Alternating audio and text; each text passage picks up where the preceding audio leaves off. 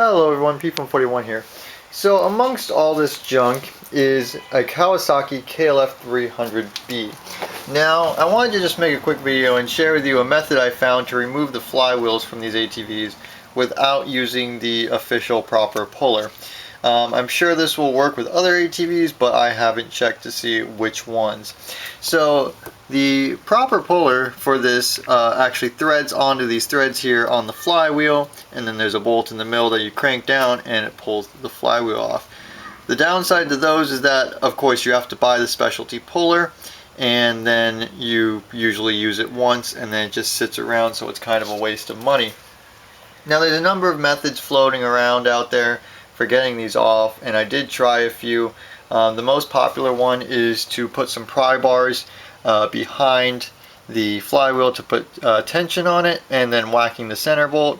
I tried that, but I'm not a fan. It didn't work, and there is the potential to damage the bolt or the crank or other things inside the engine. But what I found is that you can actually use one of these standard bolt pullers. You can use one of these standard bolt pullers. Now, if you don't own one of these and you don't want to buy one, most auto parts stores will actually rent them to you. Now, to go along with that, you're going to want to get some of these. These are M8 by 1.25 thread pitch bolts, and they're about 4.5 inch long. I would have gone a little longer, but these were the longest ones the store had.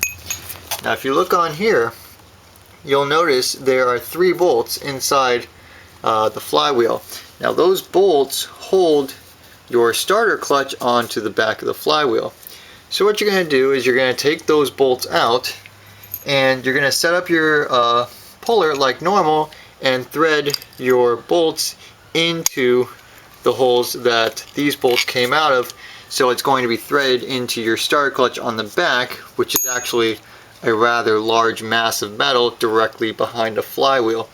And when you do this, you want to make sure that you have this center bolt in so that you avoid damaging the threads or the crank when you start cranking down on your puller. And then you just pull it off like normal. I'm not going to demonstrate it here because I'm actually putting this back together and I don't want to take it all back apart again. But if you ever use one of these pullers, it's very simple. Now, one thing I will note is that you want to be careful when you do this. In this case, when I did it, I was using a breaker bar, and this entire thing actually let go very suddenly, and what happened is my hand slipped and I hit something on the ATV and it actually sliced my finger open pretty good. So you definitely want to be careful when you do that. In retrospect, I really wish I had just used an impact on the back of this puller, because then that wouldn't have happened. But hopefully this has helped you. If you have any questions, comments, or concerns, leave them down below.